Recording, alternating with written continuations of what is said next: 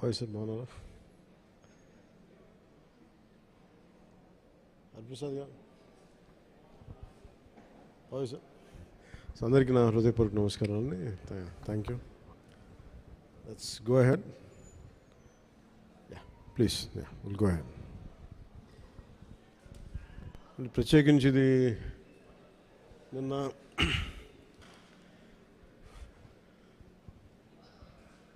Post Janasena party నడుపుతున్నప్పుడు start చేసిన సినిమాలు ఇవన్నీ. వాటి నేపథ్యంలో ఎలక్షన్స్ అయిన తర్వాత పదవి బాధ్యతలు తీసుకున్న తర్వాత గవర్నమెంట్లో భాగస్వామ్యం తీసుకున్న తర్వాత చాలా కొంచెం ప్రత్యేక పరిస్థితుల్లో సినిమా చేయడం జరిగింది. సో ఈ సమావేశానికి వచ్చేసిన మీ అందరికీ పేరు పేరున నా హృదయపూర్వక ధన్యవాదాలు. సో మీరు అడగదలుచుకుంది ఏంటంటే ప్రింట్ మీడియా నుంచి కాబట్టి మీరు మాట్లాడండి సార్. Please ask. మీరు మాట్లాడతారా? సనాతన ధర్మానికి సినిమాకి సంబంధం ఉంది కదా సార్. మీరు ఎప్పటి నుంచో ఈ మధ్య సనాతన ధర్మాన్ని అంటే ఇదేంటంటే మెయిన్గా ఇందాక అందరికీ ఇంటర్వ్యూస్లో అదే చెప్తున్నాను. ఇది ఆంధ్రప్రదేశ్కి చాలా కీలకమైనది అది, ఈ పర్టికులర్ సినిమా. ఎందుకంటే కోహినూర్ డైమండ్ ప్రపంచవ్యాప్తంగా ప్రసిద్ధి. దాని చుట్టూ దాని రక్త చరిత్ర కూడా తెలుస్తుంది. అలాంటి కోహినూర్ డైమండ్ మన విజయవాడ కృష్ణానది తీరం దగ్గర మనకున్న కొల్లూరు ఒకప్పుడు వజ్రాల గనులు ఉండే, అక్కడ దొరికిన వజ్రం. అలాగే మన మచిలీపట్నం విపరీతమైన అంతర్జాతీయ స్థాయిలో ఎక్స్పోర్ట్ ఇంపోర్ట్కి లావాదేవీలకి చాలా నిలయం అది. సో అలాంటి చోట జరిగే కదా ఇక్కడ జరిగిన ఈ కోహినూర్ వజ్రం వెళ్ళి ఫైనల్గా కులీ కుతుబ్ షా నుంచి మొఘల్ ఎంపరర్ దాకా వెళ్ళి మొఘల్స్ పాలనలో దట్టు ప్రత్యేకించి ఒక నియంతగా ఉన్న సొంత తమ్ముడిని కూడా సొంత అన్నయ్యని కూడా చంపి దారా సిక్కుని చంపేసిన ఔరంగజేబ్, తండ్రిని ఖైదులో పెట్టించిన ఔరంగజేబ్, అలాగే హిందువుగా బతకాలి అంటే పన్ను కట్టాల్సిన సమయం, అలాంటి పరిస్థితుల్లో తీసుకొచ్చి దేవాలయాలు కూల్చేసిన ఔరంగజేబ్, అలాంటి ఔరంగజేబ్ ఆసీనుడైన ఆసనం మీద, నెమలి సింహాసనం మీద ఉన్న కోహినూర్ని హీరో పాత్ర ఇవ్వబడుతుంది. అది తీసుకురమ్మని, అది అసైన్ చేయబడతారు. సో అది నాకు ఇంట్రెస్టింగ్ అనిపించి సినిమాని ఒప్పుకోవడం జరిగింది. ఇది దాదాపు 3-4 సంవత్సరాలు, క్లోజ్ టు 5 years పట్టింది. 2 కరోనా వేవ్స్ బాగా ఇబ్బంది పెట్టినాయి. ఫైనల్గా వచ్చేటప్పటికి మన మ్యాన్ మేడ్ డిజాస్టర్ గత ప్రభుత్వం చేసిన సమయంలో కరెక్ట్గా సినిమా చేద్దాం అనుకున్న సమయంలో చంద్రబాబు గారిని చేసేయడం, నన్నేమో వైజాగ్లో ఇబ్బందులు పెట్టేయటం, వీటన్నిటిలో చాలా డిఫికల్టీస్ వచ్చింది సినిమా పూర్తి చేయడానికి.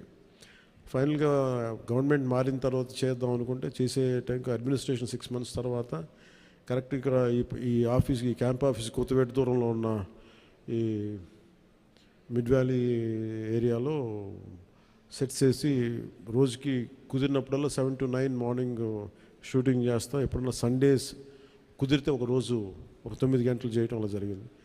సో ఫైనల్గా సినిమా ఫినిష్ పూర్తయింది. ఈ కైండ్ ఆఫ్ యాక్షన్ అడ్వెంచర్, అలాగే ఈ చారిత్రాత్మక నేపథ్యం కాబట్టి కొంత జిజియా మీద ఒక రివోల్ట్ ఎలా ఉంటుంది అంటే, ఒక హిందూగా నువ్వు వెళ్తున్నాలంటే క్యూలో నుంచొని for being Hindu you have to pay tax. So అలాంటి ఇంట్రెస్టింగ్ ఎలిమెంట్స్ ఉన్నాయి. And it's more of a wholesome entertainer తప్ప దీంట్లో ఏ విధంగా పొలిటికలైజ్ అనేది ఏముండదు. ఇట్స్ ఫ్యామిలీ ఎంటర్టైనర్ కాదు. ఇది నేను చేయటం వల్ల దీనికి ఇంకేదైనా రంగులు ఆపాదించబడతాయో నాకు తెలియదు కానీ, బట్ నేను మటు సినిమా చేసినప్పుడు it is beyond politics. So దాంట్లో ధర్మం అనేది ఒక ఎలిమెంట్.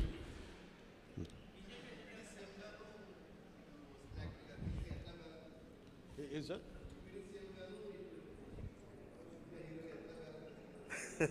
Quiet challenge. ఇందాక కూడా ఎవరు ఇంటర్వ్యూలో అడుగుతూ ఉన్నారు, మీరు మేడం మీరేనా అడుగుతా అంటే సినిమాల్లోనూ ఒకటే చాయిస్ ఉంటుంది, either films or politics at this stage అంటే I said I opted for politics. I opted for not cinema, politics. So అందుకే నా ప్రయారిటీ పాలిటిక్సే, అడ్మినిస్ట్రేషనే పెట్టి నాకంటూ కొంత టైం అనుకున్నప్పుడు దాన్ని బట్టికే కేటాయించడం జరిగింది. అట్లా సాధించాను. ఏ సినిమాకి చేయని విధంగా ఫస్ట్ టైం ప్రమోషన్స్లో దిగారు మీరు. ఇది చాలా ప్రత్యేక పరిస్థితులు ఉన్నాయి సార్. నేను మామూలుగా అయితే చేయను. అంటే నా వల్ల నిర్మాతలు నష్టపోయారు. అది కూడా ఎలా నష్టపోయారు? ఒకటి కరోనా, రెండు న్యాచురల్ డిజాస్టర్, రెండు న్యాచురల్ డిజాస్టర్స్, ఇంకోటి man made disaster, administration disorder, ఇక్కడ పొలిటికల్ ఇది ఇక్కడ. సో మూడింటికి నిర్మాతలు బలైపోయారు. సో దానికి నేను ఒక నైతిక బాధ్యత వహించి లేట్ అయిపోయిన సినిమాని ప్రమోట్ చేయాల్సిన బాధ్యత నా మీద ఉంది. అంతేగాని ఎందుకంటే నాకు రెమ్యునేషన్ కూడా దీనికి అదే ఇంకా రేపు హిట్ అయితే నాకు తెలియదు. కానీ సో అలాంటి పరిస్థితుల్లో రిలీజ్ చేశాను. ఎందుకంటే ముందు సినిమా ఆడాలి, సినిమా రిలీజ్ అవ్వాలి, నిర్మాత బయటపడాలి అన్న సదుద్దేశం. అది కూడా ఏంటంటే నేను పాలిటిక్స్లో ఉండటం, గత ప్రభుత్వం చేసిన మ్యాన్ మేడ్ డిజాస్టర్స్, వీటన్నిటి వల్ల నలిగిపోయిన దానికి బలైపోయి నేను పాలిటిక్స్లో ఉన్నాను కాబట్టి బలైపోయారు కదా, ఇబ్బందులు పడ్డారు నిర్మాతలు. అందుకని వాళ్ళందరి తరపున నేను ఈ కనీసం ఈ ప్రమోషన్ చేయడం అనేది చాలా ఎసెన్షియల్ డ్యూటీ అనిపించింది నాకు. అంతమించి మామూలుగా అంత అవసరం ఉండేది కాదేమో. సార్, ఆ సినిమా తీసేటప్పుడు కొంత ఇబ్బందులు కూడా పడ్డట్టున్నారు మీరు. ఏంటి సార్? ఆ సినిమా తీసేటప్పుడు కొంత ఇబ్బందులు కూడా పడ్డట్టున్నారు, సమ్మర్లో కానీ నైట్ టైంలో షూటింగ్ చేయటం కానీ. అంటే ఎలా అంటే నేను ఇక్కడికి వెళ్ళి వైజాగ్లో అరెస్ట్ అయ్యి మళ్ళీ వచ్చి 4 రోజుల తర్వాత మళ్ళీ ఇలా చేశాను. అంటే అరెస్ట్ అంటే చూశారు కదా ఎలా పెట్టారు. అట్లాంటి పరిస్థితుల్లో మండుటెన్లో కానీ అంటే okay, that's part and parcel, there is no complaint about it. నాకేమనిపించిందంటే ఈ ఇబ్బందులు పడటం ఒకటిను, పార్టీని నడుపుతా ఏమాత్రం హోప్లెస్ పొలిటికల్ సిచ్యువేషన్లో ఉండి సినిమాలు చేస్తా, 10 రూపాయలకి 15 రూపాయలకి టికెట్లు ఏదైనా రిలీజ్ అయితే ఇబ్బందులు పెడతా, నాకు వీటన్నిటికీ దాటి అధిగమించి ఇక్కడ దాకా రావడం చాలా పెద్ద విజయం అనిపించింది. సో టఫ్ సిచ్యువేషన్స్ ఇక్కడ దాకా వచ్చి I'm grateful for the producers.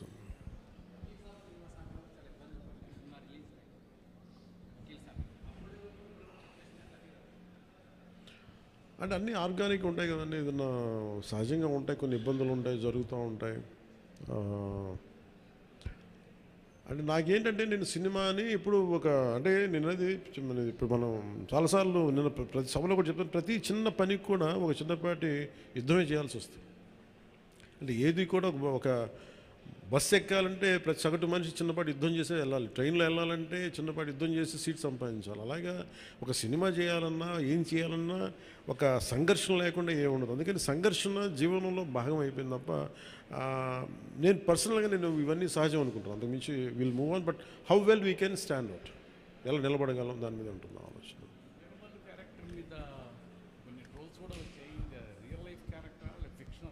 ఇది ఫిక్షన్ క్యారెక్టర్స్, అసలు వాళ్ళు ఎవరో మాట్లాడారు, నా దృష్టికి తీసుకొచ్చారు కానీ అసలు సంబంధం లేదు. అది సర్వాయి పాపన్న గౌడ్ అని చెప్పి అసలు సంబంధం లేదు, దానికి దీనికి అస్సలు సంబంధం. ఇది వన్ ఈజ్ ఒక హై కాన్సెప్ట్. ఒకవేళ కోహినూర్ డైమండ్ని తీసుకొస్తే ఉంటుంది, దాన్ని కొర్లు మన ఈ మచిలీపట్నం పరిసర ప్రాంతాల్లో పెరిగే ఇలాంటి వాతావరణంలో పెరిగిన ఒకడికి ఈ బాధ్యత తప్పు చెప్తే నిజాం నవాబు ఎలా ఉండొచ్చు, ఈ హై కాన్సెప్ట్. దీంట్లో ఎక్కడా కూడా అది ఒక ఫిక్షస్ క్యారెక్టర్ తప్ప దాన్ని ఎక్కడ కూడా అసలు చారిత్రాత్మక ఆధారాలు ఉన్న పాత్ర అసలు కాదు. డిఫరెంట్ డే వన్ నుంచి it's very quite created character. Sir, Bheemla నాయక్కి సంబంధించి అప్పుడు టికెట్ రేట్లు తగ్గించారు, అయినా సరే హిట్ అయింది. కానీ ఇప్పుడు టికెట్ రేట్లు పెంచారు. అంటే ఆ రోజు టికెట్లు రేట్లు తగ్గిస్తే నిరుత్సాహపడలా, ఈరోజు టికెట్ రేట్లు పెరిగితే కూడా ఆనందించట్లా. భగవంతుని ఏదిస్తే అది తీసుకోవడం అంతే తప్ప ఈరోజు గవర్నమెంట్ ఉంది కాబట్టి అంటే ప్రత్యేకించి పవన్ కళ్యాణ్ సినిమాకి ఇస్తే నేను ఖచ్చితంగా అది నేను ఆనందించేవాడిని కాదు. కానీ ఇది అందరికి ఇచ్చారు కాబట్టి దాంట్లో నాకు ఇవ్వకపోతే అది వివక్ష చేసినట్టు ఉంటుంది, అది కూడా తప్పవుద్ది కదా. అందుకని I think it's part and parcel. ఆ రోజు అలా జరిగింది, ఈ రోజు ఇలా జరిగింది, అంతకుమించి దీన్ని వేరేలా చూడటానికి ఏం లేదు. ప్రొడ్యూసర్ నష్టపోయాడనే దేనికి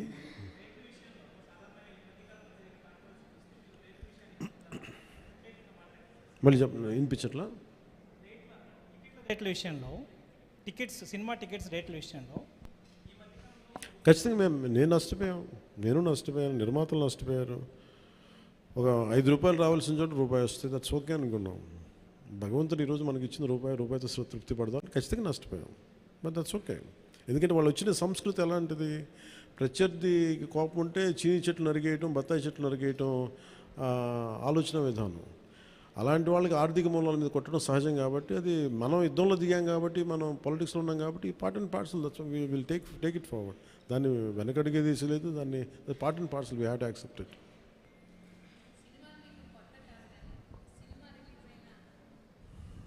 సినిమాలు మీకేం కొత్త కాదు, కానీ ఏ సినిమా రిలీజ్ అయినా అందరికీ కొంత నర్వస్నెస్ ఉంటుంది. మీకు కూడా ఉంటుందా? నాకు నిండా మునిగినోడు చలి అని చెప్పండి. కానీ బాధ్యత ఉంటుంది. అంటే సినిమా బాగుందంటే ఆనందిస్తాను, బాగలేదంటే ఓకే ఏం కరెక్ట్ చేయాలని ఆలోచిస్తాను, అంతే తప్ప. ఎందుకంటే ఎందుకు నాకు నర్వస్నెస్ ఉంటుంది అంటే, చేసేటప్పుడు చాలా ఒళ్ళు దగ్గర పెట్టుకుని చేస్తాను. నేను సినిమా బాగలేదు అని కూడా ముందే చెప్తుంటారు, బాగలేదు ఇబ్బందులు ఉన్నాయి చూసుకోండి. అందువల్ల నాకు ఏంటంటే నాకు గిల్ట్ ఉండదు బేసిక్గా. ఇప్పుడు మెచ్యూరిటీ వచ్చి ఎప్పటి నుంచో మూవీస్ తీస్తున్నారు, ఇప్పుడు మీరు అలా అనుకుంటున్నారా? మొదటి నుంచి కూడా అలాగే ఉండేవాళ్ళ? దీనికి నేను సమాధానం చెప్పాను. మీరు కావాలంటే నా ఇంటర్వ్యూస్ చూసుకోండి, బిఆర్ రాజు గారితో ఉంటాయి. ఆ ఇంటర్వ్యూస్లో నేను ఇప్పుడు ఏం మాట్లాడినా అవే ఉంటాయి. అందుకని ఉదాహరణకు తొలి ప్రేమ తీశాను. తొలి ప్రేమ షూటింగ్ చేసినప్పుడు సినిమా అయిపోయి రిలీజ్ అవుతుంటే నేను కూర్చొని అక్కడ ఒక్కనే కూర్చున్నాను. గబ్బర్ సింగ్ కూర్చున్నా కానీ నేను ఒక్కనే కూర్చుని ఉన్నాను. నా పక్కన పార్టీస్ ఏమి ఉండవు. జస్ట్ నా జీవితంలో ఒకే ఒకసారి నన్ను పార్టీకి పిలిచింది భీమ్లా నాయక్. ప్రత్యేకంగా నన్ను పిలిచారు. ఎందుకంటే ఇంత 10-15 రూపాయలు టికెట్ అప్పుడు కూడా ఇంత డబ్బు చేసింది సినిమా అని అనుకొని, దాని ఒక్కదాని ఫస్ట్ టైము నా జీవితం అదే మొదటిసారి వెళ్ళటం. మళ్ళీ దీని తర్వాత కూడా వెళ్తాను కూడా నాకు డౌట్. అవును, ఇంతకీ మీ కో-ఎమ్మెల్యేలతో మూవీ చూసే ఆలోచన ఏమైనా ఉందా? మీ ఎమ్మెల్యేలతో కో-ఎమ్మెల్యేలతో మూవీ చూసే ఆలోచన, ప్రపోజల్స్ ఏమైనా? నేను ఎప్పుడు అట్లా ఆలోచించలేదండి. అసలు ఇప్పుడు చెప్తే ఇప్పుడు ఐడియా వచ్చింది, బాగానే ఉందనిపిస్తుంది. ఎందుకంటే అసెంబ్లీలో సగం మంది మీ ఫ్యాన్సే కదా. మేబీ మా ఎమ్మెల్యేస్ అందరికీ, మా కూటమి ఎమ్మెల్యేస్ అందరికీ ఖచ్చితంగా దీన్ని ప్రత్యేకమైన షో అయితే వేస్తే వాళ్ళు కోరుకుంటే ఖచ్చితంగా, అంటే నేను ప్రమోట్ చేసుకునే ఇబ్బంది ఉంటుంది కానీ ఖచ్చితంగా వాళ్ళందరూ అడిగితే మన హరిప్రసాద్ కానీ ఖచ్చితంగా I think will organise an exclusive screening for them. అందరికీ మనసులో ఉంది కానీ బయటకు అడగలేకపోతున్నారు. సో మీ ద్వారా వచ్చింది కాబట్టి ఖచ్చితంగా దీన్ని అడ్రస్ చేస్తాను. Thank you.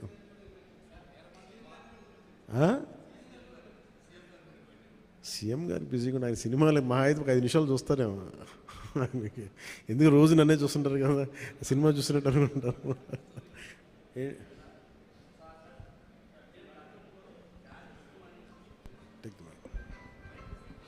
హలో, జానీ సినిమాని గతంలో మీరు డైరెక్ట్ చేసి ఆ టైంలో కొంత ఫ్లాప్ అనే ఇబ్బందికరమైనటువంటి వాతావరణాన్ని కలిగించుకున్నారు. ఈ సినిమాలో మీరు లాస్ట్ క్లైమాక్స్ మీరే డైరెక్ట్ చేశారని చెప్పేసి చెప్తున్నారు. దానికి అప్పటికి ఇప్పటికీ ఏంటి, ఎలాంటి చేంజ్ మీరు గమనించారంటే? అలాగే అంటే నేను జానీ నిన్న కూడా చెప్పాను. అంటే నాకు ఏమనిపించిందంటే, ఒక సినిమా తీసేటప్పుడు చాలా నలుగుతూ ఉండేది. నేను చెప్పేది సినిమా అనేది ఒక్కటే కష్టపడేది కాదు, ప్రతి ఒక్కటి. ఈవెన్ ఒక చిన్నపాటి ఉపాధి శ్రామికుడు కూడా కష్టపడతారు, యుద్ధం చేయాలి పట్టుకోటి కోసం. సినిమా ఏంటంటే చాలామంది డబ్బులు, చాలా గ్లామరస్గా కనిపిస్తుంది ఫిల్మ్ ఇండస్ట్రీ. దానికి నేను ఒక చిరంజీవి గారు లాంటి అన్నయ్య ఉండి, నేను సక్సెస్ఫుల్ అయిన యాక్టర్గా ఉండి, ఖుషి తర్వాత వరుసగా విజయాల తర్వాత కూడా ఒక జానీ అనే సినిమాని నేను డైరెక్ట్ చేసేది ఆడకపోయిన వెంటనే ఒక 5 రోజులు, 10 రోజులు, నెల రోజుల తర్వాత ఫస్ట్ షో పడింది. ఇది బాగలేదు అనగానే వెంటనే మొత్తం ఫైనాన్షియర్స్, డిస్ట్రిబ్యూటర్స్ అందరూ నా ఇంటి మీదకి వచ్చేసారు. మాకు డబ్బులు రావట్లేదు, ఇప్పుడు ఏం చేస్తామండి. నా క్వశ్చన్ ఏముందంటే, మీకు డబ్బులు ఇచ్చినప్పుడు నాకు ఎప్పుడు ఎక్స్ట్రా ఇవ్వలేదు కదా, ఇప్పుడు డబ్బులు పోయినప్పుడు అది ఉండదు అక్కడ. సో నేను కంప్లైంట్ చేయట్లా. అంటే నాకు ఏమనిపించిందంటే, ఫస్ట్ టైము నాకు చాలా ఒక కాలంలో చెప్పిన అన్ని బంధాలు ఆర్థిక బంధాలు నాకు అది గుర్తొచ్చింది. నేను ఆ రోజు మొత్తం నా రెమ్యునరేషన్ తీసుకోలేదు, ఇచ్చేసాను. నాకేమనిపించిందంటే, ఒంటరితనం అనిపించాను. అంటే ఇప్పుడు ఎలా ఉంది అంటే, గత ప్రభుత్వం చేసిన ఒక దుర్మార్గాలన్నీ నేను చేసేసి అందరూ నిందిస్తుంటే నేను ఎంత బాధపడాలో, సినిమా ఫ్లాప్ అయితే నన్ను బాధపడమని అందరూ అలా చెప్తా ఉన్నాను. నా ఉద్దేశం ఏంటంటే, సినిమా చేసాం, బాగలేదు, ఆడలేదు అంతే. కానీ దానికి ఏంటి ఏదో ఒక కొంపలంతా మునిగిపోయినట్టు ఇలా మొక్కలు పెట్టుకున్నారండి. అందరూ డీలా అయిపోయి, ఓకే నష్టపోతే ఎంత నష్టపోయింది చూద్దామని చెప్పి ఫైనల్ నేను ఏం చేయగలిగింది, బాబు నాకు ఇచ్చిన రెమ్యునరేషన్ ఇది, నాకు రూపాయి వద్దు తీసుకోండి అని చెప్పి నేను ఇంకో 15 లక్షల అప్పు నేను తీసుకున్నాను దాని తర్వాత ఇంకో వాళ్ళ దగ్గర. ఆ అనుభవం నన్ను చాలా బలమైన వ్యక్తం చేసింది. ఆ ఒక్క జానీ ఫెయిల్యూర్ నాకు ఎంత హెల్ప్ చేసిందంటే పాలిటిక్స్లో హెల్ప్ చేసింది. నేను 2019లో ఓడిపోతే మళ్ళీ నాకు అదే గుర్తొచ్చింది. నేను ఎలా సర్వైవ్ అయ్యాను అప్పుడు. Failure is a part and parcel of growth. అది నాకు బాగా బలం ఇచ్చి నిన్న ఒక నిర్మాత ఆ రోజు అన్ని ఇబ్బందులు లేవు, కానీ రత్నం గారు లాంటి వ్యక్తి ఒక చిన్నపాటి మేకప్ అసిస్టెంట్గా ప్రారంభించిన వ్యక్తి, అంచెలంచెలుగా శంకర్ లాంటి వాళ్ళతో సినిమా తీసి పాన్ ఇండియా సినిమాలు తీసిన వ్యక్తి ఈ రోజున సినిమా రిలీజులకి ఇబ్బంది పడతా ఉంటే నాకు అనిపించింది చాలా బాధేస్తుంది. ఇది నాకు అందుకే నేను దగ్గరుండి ఈ సినిమాని ప్రేక్షకుల దగ్గరికి తీసుకెళ్ళాలనేది నిర్ణయించుకున్నాను. సో నాకు అందుకు అనిపించింది అన్నమాట. అందుకని నా జానీ అనేది ఎందుకు వచ్చిందంటే ఇంత ఫీబుల్గా ఉంటారు. అంటే మనీ దగ్గరికి వచ్చేటప్పటికి అందరూ నువ్వు చస్తావో పెడతావో తెలియదు కానీ మాకు ఇలా కట్టాలి ఒకసారి ఇర్లాజికల్గా ఉంటుంది. సో అలాంటి సమయంలో నాకు ఆయన అండగా నిలబడాలి. అందుకని that's reason why I quote. అందుకని క్లైమాక్స్ ప్రత్యేకించి నేను ఎందుకు చెప్పానంటే అప్పుడు నేను కొన్నిసార్లు నేను బుల్డోస్ చేసుకుని వెళ్ళాల్సింది. కొన్నిసార్లు రైట్ నిర్ణయం మన మనసుకు తెలుస్తుంది యాజ్ అ ఫిల్మ్ మేకర్గా. కొన్నిసార్లు పక్కన వాళ్ళు మాటలు నేను అసలు ఎప్పుడు పక్కన వాళ్ళ మాటలు విన్నాను. కానీ ఈ ఫిల్మ్కి వచ్చేటప్పటికి ఈసారి ప్రత్యేకించి ఎట్టి పరిస్థితుల్లో నేను పాలిటిక్స్లో ఉన్నాను, సినిమాలు బాగా చేయడేమో అన్న సందేహం ఎక్కువ మందికి ఉంటుందని చెప్పి ప్రత్యేకించి శ్రద్ధ పెట్టి చేశాను. సో క్లైమాక్స్ కూడా ఎందుకు చేశానంటే నేను చాలా సంవత్సరాలు అయిపోయింది యాక్షన్ కొరియోగ్రఫీ చేసి. రియల్ లైఫ్లో వీళ్ళతో గొడవలు పడుతూ ఉన్నాను, సినిమాలోనే యాక్షన్ కొరియోగ్రఫీ చేశాను. సో ప్రత్యేకించి ఆ particular episode it's close to my heart. చిన్నప్పుడు ఎప్పుడు పుస్తకాల్లో చదువుకున్నాం, హిందూగా బతకాలంటే జిజియాపుని కట్టాలి. సో ఆ బాధ ఏదో ఉండిపోయినట్టుంది ఎక్కడో. సో అది ఆ వెంటౌట్ తీసుకున్న అవకాశం దొరికింది, ఐ యూజ్డ్ ఇట్ అంతే. సార్ మనం చూసుకున్నట్లయితే లేదు తీసుకుని సార్ అన్నీ బాగుంటే తీసుకుంటాను. మనం ఈ మధ్యకాలంలో చూసుకున్నట్లయితే నిర్మాతలకి కొంతమందికి మాత్రమే థియేటర్లు ఉండిపోయినాయి, వేరే వాళ్ళ సినిమాలకి ఇబ్బంది పడుతున్నారంటూ కూడా కొంత కాంట్రవర్సీ వచ్చినటువంటి పరిస్థితి సినిమా పరిశ్రమ విషయంలో.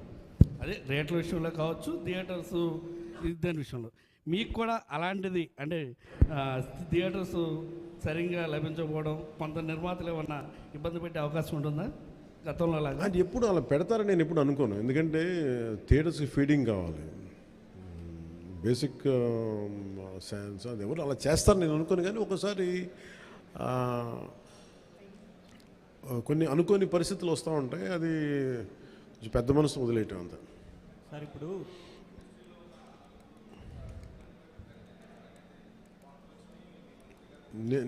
నేను ఎప్పుడు అనలేదు ఆ మాట. నేను అన్నారా, రాశారా? ఓకే, వెళ్ళుకుంటా. So thank you sir. Ma'am, this movie is going to be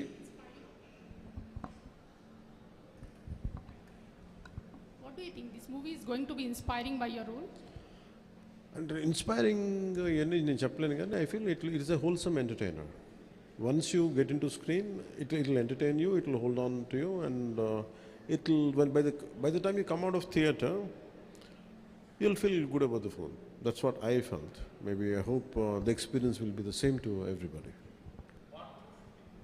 Yes sir, part 2 20% shooting chesam. We had done 20 to 30%.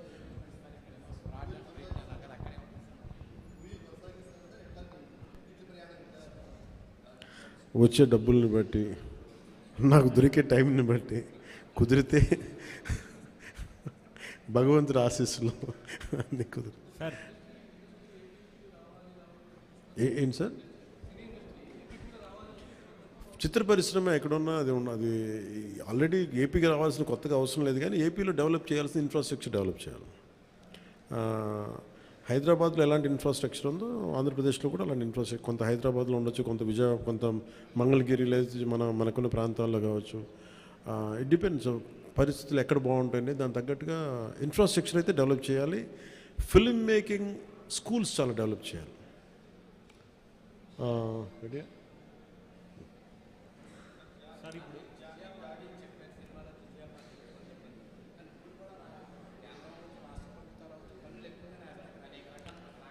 ఆ పన్ను గురించి ప్రత్యేకించి ప్రస్తుతం ఓన్లీ హరిహర వీలమల జిజియా పన్ను గురించి మాట్లాడుకుందాం. So thank you all of you.